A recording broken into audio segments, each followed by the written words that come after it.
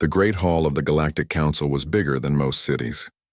Representatives from 47 different alien species sat in their special chairs, each one designed for their unique body shapes. Some had tentacles, others had wings, and a few looked like walking crystals. They all had one thing in common today. They were angry at humans. Ambassador Zexathari stood at the center of the hall. He was tall and thin, with purple skin and 4 arms. His species, the hegemony, had been the most powerful force in the galaxy for over 300 years. When they spoke, everyone listened. When they made demands, everyone obeyed. "The decision is final," Zexathari announced. His voice was translated into dozens of languages at once. Humans must stop expanding into new star systems. They must give up their military bases in space. They must let the hegemony watch over their factories and shipyards. This is not a request. This is an order. The other alien representatives nodded their heads, or whatever they had instead of heads. This was how things worked in the galaxy. When a species got too big or too strong, the council would step in. They would make rules. They would set limits. Every species had gone through this process before. The Krextal warrior race had fought for a while, but even they gave up when facing the combined power of 46 other civilizations. The wise thing to do was negotiate, find a middle ground, and accept the new rules. Humans had been part of the galactic community for 50 years now. They started small, just one planet called Earth. Then they began to spread out, building colonies on other worlds. At first this was normal and expected. But humans were different. They moved faster than other species. They built bigger things. They seemed to have no fear of dangerous places.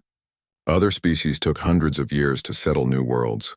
Humans did it in decades. Other species avoided planets with bad weather or dangerous animals. Humans seemed to prefer these challenging places. They built cities in frozen wastelands and burning deserts. They made homes on worlds where the gravity would crush most aliens or where the air was poisonous. This rapid expansion worried the older civilizations. Humans were taking up space that had been claimed by others for centuries. They were building military ships and bases in areas that were supposed to be neutral. Most concerning of all, they never seemed to ask permission. They just did what they wanted. The Accordion Republic had complained first. Their blue 4-armed diplomats were usually very calm, but human colonies were appearing near their border worlds. The Krextal warriors were also upset. These fierce armored aliens valued strength above all else.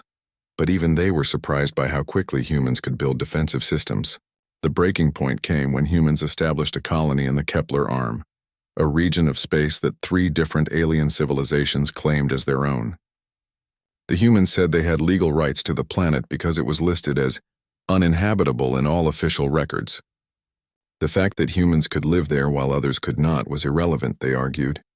If no one else wanted it, then it was free for anyone to take. This logic made the alien representatives very angry. For them, ownership of space was about historical claims, careful negotiations, and respect for traditional boundaries. The idea that someone could just take a planet because they were tough enough to survive there was deeply offensive. 72 standard hours, Zexathari continued. That is how long humans have to respond to our demands. If they refuse, there will be consequences.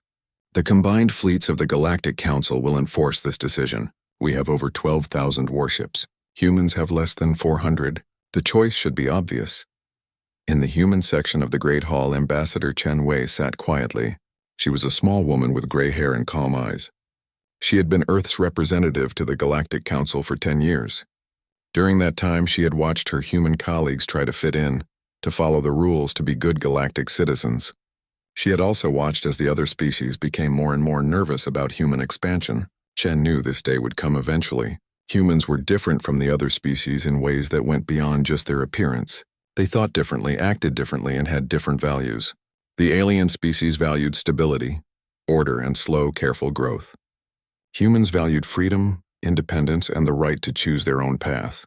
The other human representatives looked worried.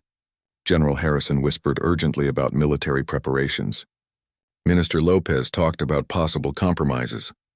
Director Kumar suggested offering trade deals to soften the demand. They all assumed that Earth would eventually have to negotiate, to give up something to keep the peace. Chen had a different feeling about this situation. She had been watching human society for her entire career. She knew how humans reacted when someone tried to force them to do something. She had studied human history. From ancient wars to modern conflicts, humans had a pattern of behavior that the aliens did not understand. The 72 hours passed slowly. Across human space, emergency meetings were held. The Earth government debated options. Colonial leaders sent angry messages. Military commanders prepared contingency plans. Some humans wanted to negotiate. Others wanted to fight. Most wanted to find a third option. But when the deadline arrived, the response was simple and clear. It was sent simultaneously to every alien capital, every military headquarters, and every diplomatic station in known space.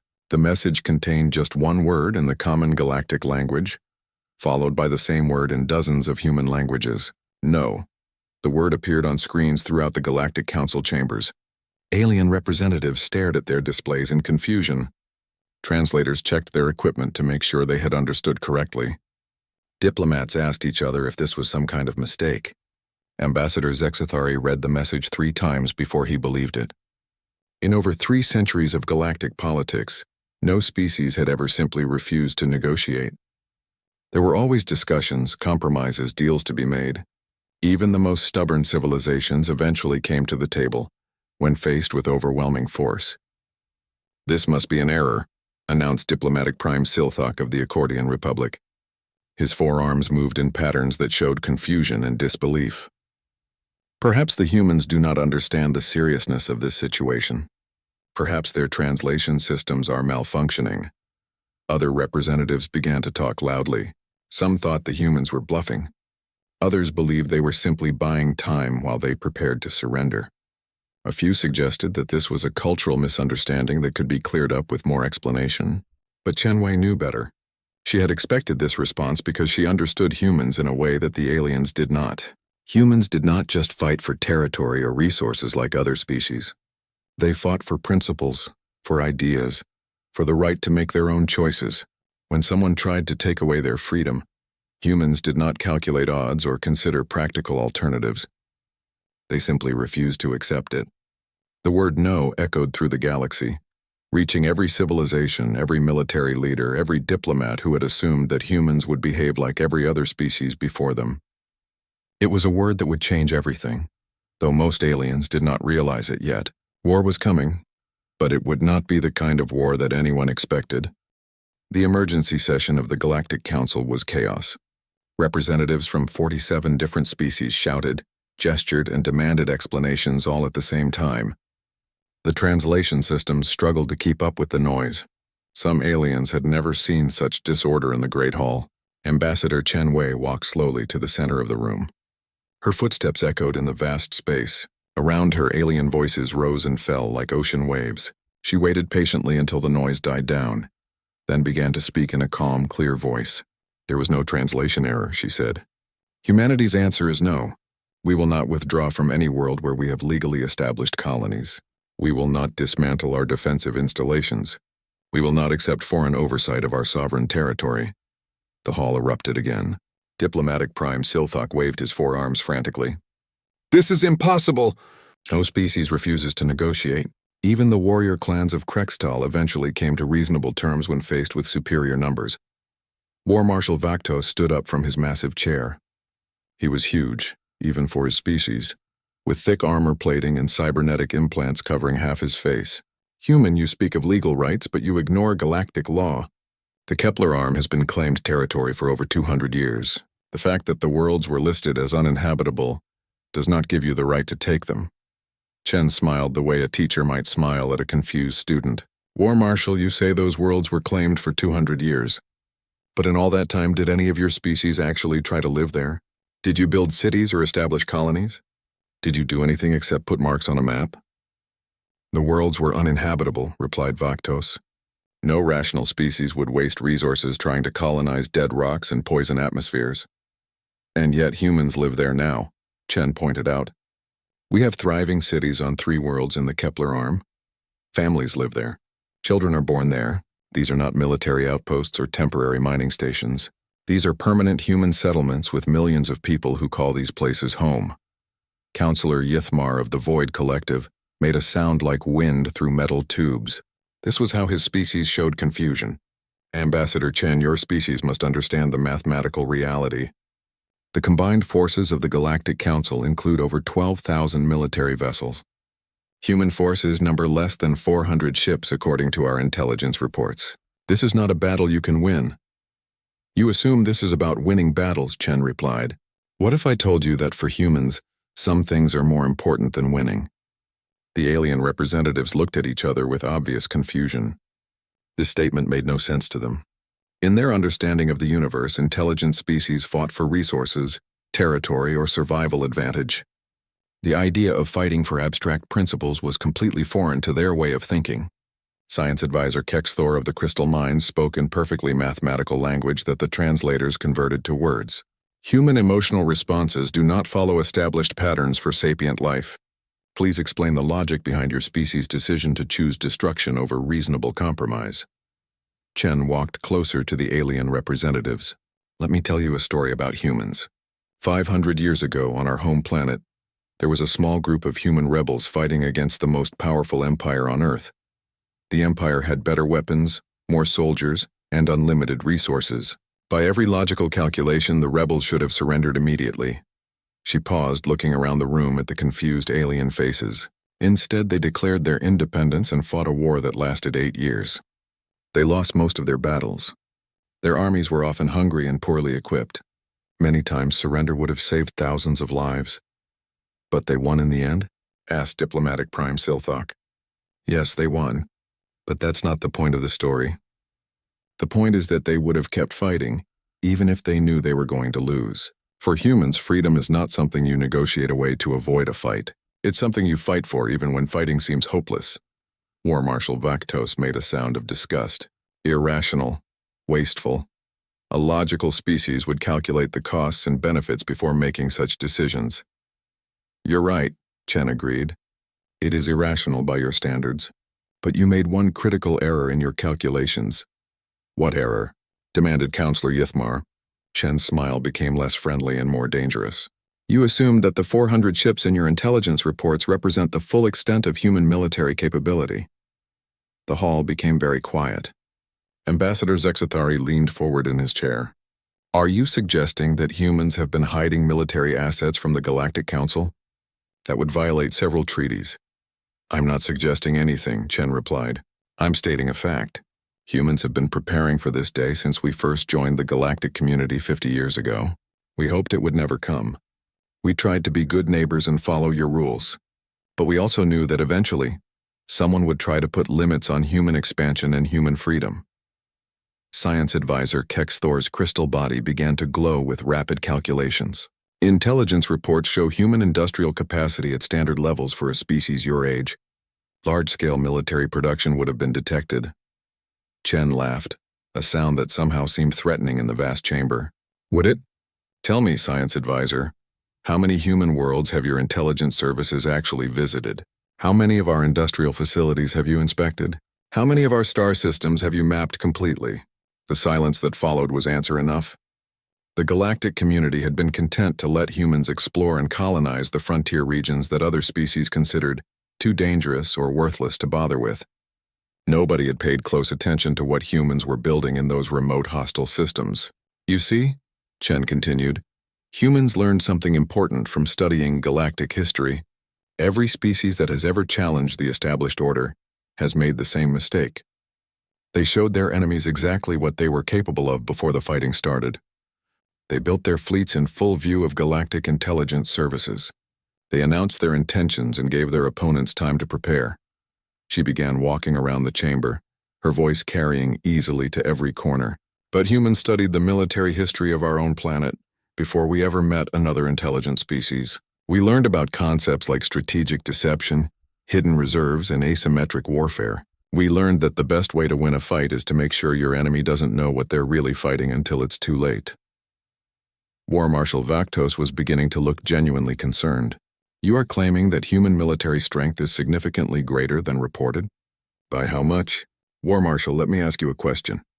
If you were planning to fight the combined forces of 47 different civilizations, how would you go about it? Would you build a few hundred ships and hope for the best? Or would you spend 50 years secretly building the largest military force in galactic history? The alien representatives began talking urgently among themselves. Emergency communications were sent to military headquarters across the galaxy. Intelligence services started reviewing decades of reports about human activities in frontier space. Ambassador Zexathari raised one of his 4 hands for silence. Ambassador Chen, if what you suggest is true, then humanity has been deceiving the Galactic Council for decades. This would be an act of bad faith that justifies immediate military response. Chen nodded. You're absolutely right. It would justify immediate military response. In fact, I encourage you to begin that response as soon as possible.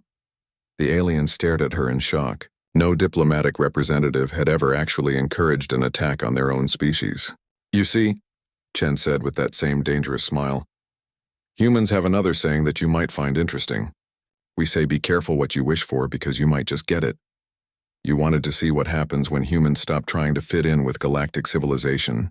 You wanted to force us to submit to your authority. She paused, letting her words sink in before delivering the final blow. Congratulations. You're about to find out what humans are really like when we stop pretending to be civilized. High Admiral Kethvar of the Hegemony Navy stared at the intelligence report spread across his command table. The data made no sense. According to every analysis, the humans should have surrendered by now. They were outnumbered 30-1. Their industrial capacity was a fraction of what the combined galactic civilizations could bring to bear. Their territory was scattered across remote frontier systems that would be impossible to defend. Yet instead of negotiating, humans across the galaxy were doing something unprecedented. They were preparing for war. Show me the human ship classifications again, Kethvar ordered his intelligence chief, Commander Silvex. The holographic display materialized above the table, showing detailed scans of human vessels. Standard configurations, Admiral. Frigates, destroyers, cruisers, and a few dreadnought-class ships. Nothing unusual in terms of basic design. However, we have noted some irregularities. Kethvar's tentacles curled with concentration. What kind of irregularities? Mass distributions don't match expected parameters for ships of these classifications. A human destroyer often masses as much as our cruisers. Their cruisers are as large as our battleships. And their dreadnoughts, Silvex paused. Admiral, a human dreadnought masses nearly twice what our heaviest ships do. Are they simply inefficient in their design? That was our initial assessment. But looking closer at their technology, human ships appear to be more heavily armored and more heavily armed than equivalent vessels from other species. They also seem to carry larger crews and more supplies for extended operations. Kethvar studied the data more carefully. Human ships were definitely different from standard galactic designs, but that alone was not cause for alarm. Every species had their own approach to shipbuilding. What about their colonies? The worlds they refused to abandon? Commander Silvex activated another display. This is where the analysis becomes troubling, Admiral. Humans have established permanent settlements on 43 worlds that we previously catalogued as uninhabitable. Radiation levels that would kill most species within days. Gravity fields that would crush normal physiology. Atmospheric compositions that are toxic to every known form of life. But humans can survive there. Not just survive, Admiral. Thrive. Some of these colonies have populations in the millions. They have built massive industrial complexes, spaceports, and defensive installations. Several of these worlds have become major manufacturing centers. Kethvar felt a chill run through his nervous system. Show me the tactical analysis of human military engagements. The display changed to show a series of battle reports spanning the last 50 years. Human encounters with pirates, territorial disputes with other species, and various frontier conflicts. The pattern that emerged was deeply disturbing. Admiral, Silvex said quietly, in 50 years of recorded conflicts, human forces have never retreated from a battle. Not once. That's impossible. Even the most aggressive species will withdraw when facing overwhelming odds. The data is clear, Admiral. In 17 separate engagements, human forces were significantly outnumbered. In 14 of those cases, they were outgunned by substantial margins. Standard military doctrine would call for withdrawal to regroup and find a more favorable battlefield. But they didn't withdraw. No, Admiral. They escalated. Every single time, humans responded to being outnumbered by fighting harder, not by backing down. In several cases, they deliberately chose to destroy their own ships rather than allow them to be captured. Kethvar reviewed the specific battle reports. The pattern was consistent and terrifying. When faced with superior numbers, humans seemed to become more dangerous, not less. They used tactics that no sane military commander would consider: ramming maneuvers, overloading reactor cores, converting civilian ships into improvised weapons. What do our xenopsychology experts say about this behavior? Commander Silvex looked uncomfortable. They are having difficulty analyzing human psychology, Admiral. Most species fight for logical reasons: territory, resources, breeding rights, survival advantage. Human motivations appear to be based on abstract concepts that don't translate well. Such as honor, freedom, principle, the right to choose their own destiny. These concepts exist in other species, but they are usually secondary to practical considerations. For humans, they appear to be primary motivations that override survival instincts. Kethvar spent the next several hours reviewing intelligence reports from human space. The more he learned, the more concerned he became. Human settlements were not just surviving in hostile environments. They were building massive infrastructure projects that would have been impossible for other species. One report described a human colony on a world with surface temperatures hot enough to melt lead. The humans had built underground cities connected by thousands of kilometers of tunnels. They had established manufacturing facilities that used the planet's extreme heat as an energy source.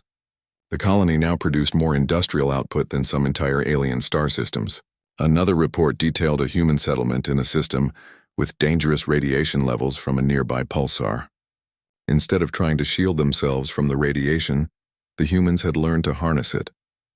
They had built power collection arrays that converted the deadly energy into electricity for their cities and factories.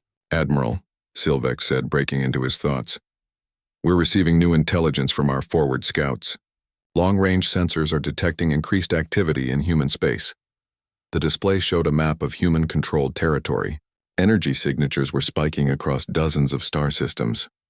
Industrial facilities that had been running at normal capacity for decades were suddenly operating at emergency production levels. What are they building? Unknown, Admiral. The energy signatures are consistent with massive manufacturing operations, but we cannot determine what is being produced. Human industrial security has always been very good, but now it appears to be impenetrable. Kethvar studied the data with growing unease. How many human systems are showing increased activity? All of them, Admiral. Every single human colony, from the oldest settlements near Earth to the newest outposts in frontier space. Whatever they are doing, it is happening across their entire civilization simultaneously. The Admiral's communication system activated with an urgent priority signal. Admiral Kethvar, this is Central Intelligence. We have intercepted a human military transmission. Priority Alpha. Play it. The transmission was in standard human language, but the translation was clear and terrifying. This is Earth Defense Command to all colonial defense forces. Operation Deep Strike is authorized. Release the reserve fleets. Activate the Forge Worlds. Full mobilization protocols are now in effect.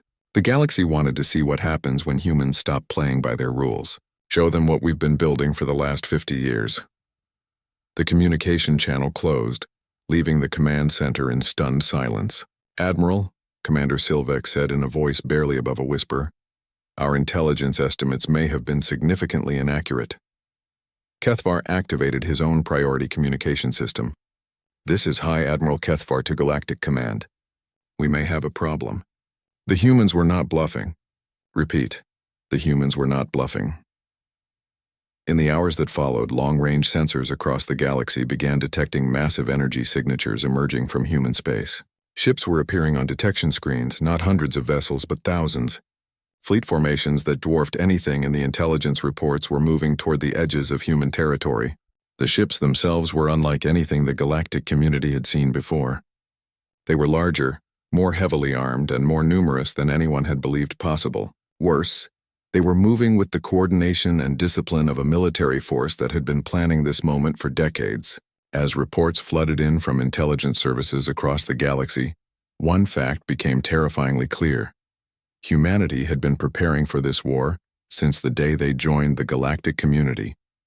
They had spent 50 years building hidden shipyards, secret manufacturing facilities, and military forces that existed completely outside the knowledge of galactic intelligence services. The question was no longer whether humans could be forced to negotiate. The question was whether the rest of the galaxy could survive what was coming next. The Kepler station stood alone in the darkness of space, a small human outpost at the very edge of the contested zone. It was not an impressive sight, just a collection of habitat modules, manufacturing facilities, and defensive platforms clustered around a central command center. By galactic standards, it was insignificant. The entire station could house only 50,000 people and had minimal military value. That was exactly why the Galactic Council chose it as their first target. Admiral Korvex of the Joint Task Force studied the tactical displays from his flagship, the massive dreadnought Inexorable Will. His fleet consisted of 37 heavy warships representing 12 different alien civilizations.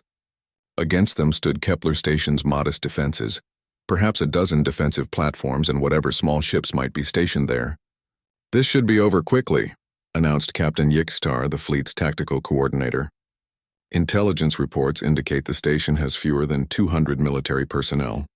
Once we demonstrate overwhelming force, they will surrender according to standard protocols.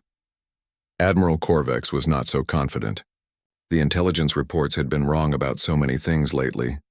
What do we know about the station commander? Commander Sarah Harrison, human female, 28 years of service. No significant combat experience. Her record shows mostly administrative and logistics work. She was assigned to Kepler Station because it was considered a quiet posting with no strategic importance. The fleet approached the station slowly, following standard galactic procedures for forcing a surrender.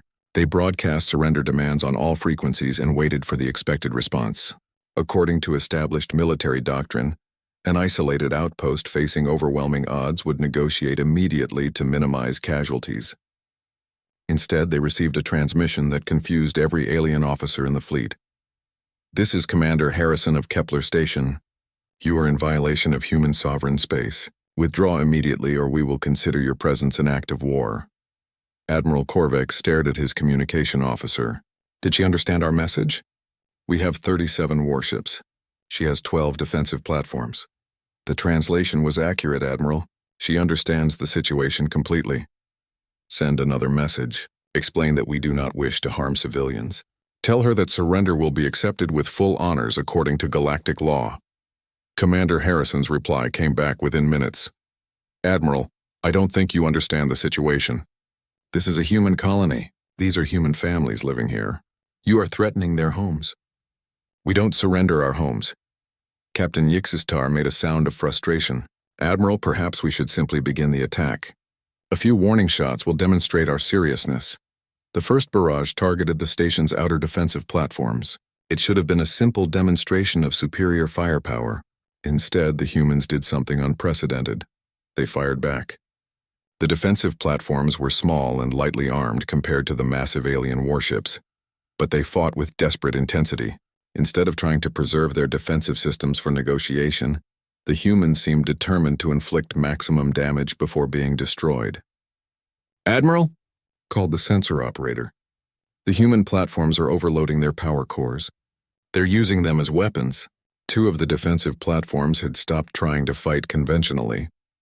Instead, they were pouring all their power into their reactors, building up energy for massive explosions. When alien ships moved close enough, the platforms detonated like nuclear bombs, taking attacking vessels with them in spheres of destructive energy. "This is insane," muttered Captain Yixtar. "They're destroying their own defenses." "No," Admiral Korvex realized with growing horror. "They're turning their defenses into weapons. Every platform that explodes takes one of our ships with it." The battle continued for 6 hours instead of the 30 minutes that had been predicted. Human defensive platforms fought until they were completely destroyed, never asking for quarter or attempting to surrender. Civilian evacuation ships launched from the station, but instead of fleeing to safety, some of them turned around and joined the fight, ramming damaged alien vessels or detonating their fuel supplies to create impromptu missiles. When the orbital defenses were finally eliminated, Admiral Korvex expected the station itself to surrender. Instead, Commander Harrison sent a final transmission. "Admiral, you wanted our station. Come and take it." The station's main reactor began building up energy for a massive overload. Every human aboard was evacuating to emergency escape pods, but they were not fleeing. They were staying just long enough to ensure the reactor would explode at the moment of maximum damage to the attacking fleet. All ships emergency withdrawal, Admiral Korvex shouted. They're going to destroy the entire facility. But it was too late for several vessels that had moved in close to board the station. When Kepler Station's reactor went critical, the explosion was visible from 3 star systems away. The flagship Inexorable Will was caught in the blast and destroyed completely. 7 other major warships were severely damaged or lost. In the aftermath, Admiral Korvex found himself commanding the remnants of a fleet that had lost nearly a quarter of its strength, defeating a small, isolated outpost with no strategic value. The victory felt more like a defeat. Admiral, his new communication officer reported, we're receiving priority transmissions from across the front. Other human installations are responding to our attack. The tactical display lit up with incoming reports. Human colonies throughout the contested zone were not surrendering as expected. Instead, they were fighting. All of them. Every single human settlement, no matter how small or isolated, was choosing to fight rather than negotiate. But the most disturbing reports were coming from deep space sensors. Massive energy signatures were appearing throughout human territory. Ships were emerging from hidden bases and secret shipyards. Not hundreds of vessels, but thousands. Fleet formations that made the Council task forces look small by comparison. Sir, long-range communications are intercepting human military transmissions. They appear to be coordinating a counterattack. Admiral Korvex read the translated messages with growing disbelief. The humans were not just defending their territory. They were preparing to go on the offensive. Military units with names like 1st Expeditionary Fleet and Deep Strike Command were moving toward the edges of human space. The most chilling transmission was broadcast in the clear, as if the humans wanted the entire galaxy to hear it. This is Earth Defense Command to all military forces. The galaxy has chosen war over peace. They have attacked our people and threatened our families. Operation Righteous Fury is now authorized. Take the gloves off. Show them what humans do to people who threaten our children. Over the next 48 hours, reports flooded in from across the galaxy. Human fleets were appearing in star systems that had been considered safe for centuries. They were attacking military bases, destroying supply convoys, and striking at targets deep inside alien territory. The humans fought unlike any enemy the galactic civilizations had ever faced. They took enormous risks, used tactics that bordered on suicidal, and seemed completely willing to trade their own lives for maximum damage to their enemies. Most disturbing of all, they were winning. A human fleet half the size of a hegemony task force had destroyed 3 heavily defended military installations. Another human force had captured an entire star system by the simple expedient of being willing to fight longer and harder than the defenders thought possible. Admiral, his intelligence officer said quietly, we're receiving casualty reports from across the theater. In 72 hours of combat, the combined galactic forces have lost over 400 major warships. Human losses are estimated at less than 100 vessels. Admiral Korvex stared at the numbers. How is that possible? Sir, the humans appear to have been preparing for this war for decades. Their ships are more heavily armed and armored than our intelligence suggested. Their crews are better trained for combat operations. And their tactical doctrine is unlike anything we've studied before. What do you mean? Admiral, most species fight to achieve specific objectives with minimum losses. Humans fight to destroy their enemies completely, regardless of cost. They don't try to capture territory or preserve resources. They simply try to kill as many enemy ships as possible before they die themselves. As if to emphasize the point, another report arrived. A human suicide squadron had attacked the hegemony's primary shipyard, losing all 12 of their vessels but destroying the massive construction facility that had been building warships for over 200 years. Admiral Korvex realized that the galaxy had made a terrible mistake. They had assumed that humans would fight like civilized species, following established rules of warfare and seeking reasonable objectives. Instead, they had unleashed something primal and terrifying. A species that treated war not as politics by other means, but as an existential struggle for survival. The question was no longer whether the Galactic Council could force humanity to surrender. The question was whether galactic civilization itself could survive what they had started. 6 months after the Galactic Council's ultimatum, Ambassador Chen Wei walked through the empty corridors of the Great Assembly Hall. Her footsteps echoed in spaces that had once hosted thousands of alien representatives from across the galaxy. Now, only a handful of diplomatic staff remained. and most of them attended meetings through remote communication links from the safety of their homeworlds. The war had lasted exactly 73 days, not because humanity had been defeated, but because there was no longer a coherent enemy force left to fight. Chen entered the main chamber where emergency session was being held. Only 12 species were represented in person. The others had either withdrawn from galactic politics entirely or were dealing with the chaos in their own territories. The great hall that had once symbolized galactic unity now felt like a tomb. Ambassador Chen greeted Acting Council Leader Zixmoth, one of the few original representatives who still dared to attend in person. "Thank you for agreeing to this meeting." Chen nodded politely and took her place at the center of the chamber. Around her, alien representatives sat in chairs designed for beings who had once thought themselves the masters of the galaxy. Now they looked small and frightened. "The Council wishes to discuss terms," Zixmoth continued. "Surely there can be some arrangement that avoids further unpleasantness." Chen smiled the same patient smile she had worn 6 months earlier, but now it carried a very different meaning. "Terms? I thought the Galactic Council's position was that humans needed to submit to alien authority. Has something changed?" Diplomatic Prime Silthok of the Accordion Republic spoke with obvious difficulty. His forearms shook as he gestured. "Ambassador, surely you must understand that the current situation benefits no one. The galaxy is in chaos. Trade routes have been disrupted. Entire civilizations are afraid to leave their home systems." "Yes," Chen agreed. "It is unfortunate. But this is what you chose when you decided to threaten human families instead of treating us as equals." The holographic displays around the chamber showed the new reality. The galaxy had been transformed in just over 2 months of warfare. Former hegemony strongholds now flew human flags. Trade routes that had existed for centuries were controlled by human patrol fleets. Most shocking of all were the reports from the frontier regions. Human colony ships were pushing into areas of space that no rational species would consider inhabitable. War Marshal Vaktos, attending via hologram because he no longer dared to travel, spoke through damaged vocal systems. "Your fleets? The ships we fought, they were not in any of our intelligence assessments. How did you hide such massive military forces?" Chen walked closer to the display showing the galactic map. Hundreds of star systems that had been marked as uninhabitable now showed human settlements. Industrial complexes that rivaled the greatest alien manufacturing centers had been built in places where no other species could survive. "We didn't hide them," she explained patiently. "We built them in plain sight in places you couldn't imagine anyone wanting to live. While you were watching our handful of ships in civilized space, we were building the largest military-industrial complex in galactic history in systems you had written off as worthless."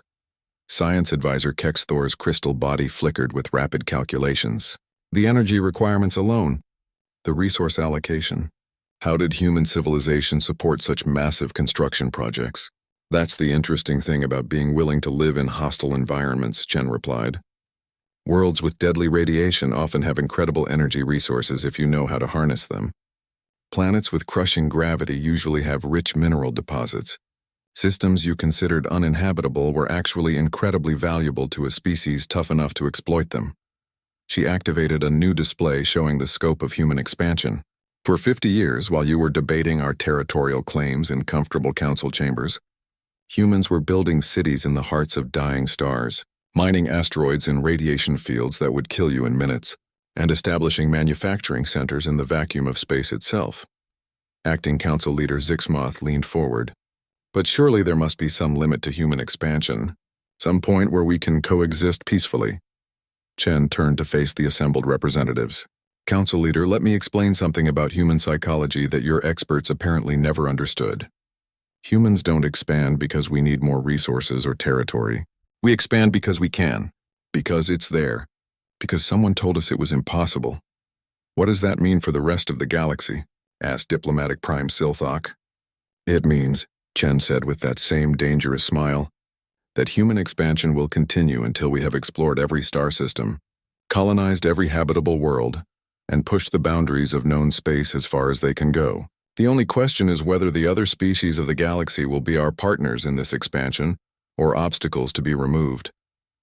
The alien representatives looked at each other with obvious fear. The implications were clear. Humanity was not interested in controlling a few dozen star systems or establishing limited territorial claims. They were talking about expansion on a scale that would eventually encompass the entire galaxy. That would take thousands of years, protested War Marshal Vaktos. No species could sustain such an effort across multiple generations.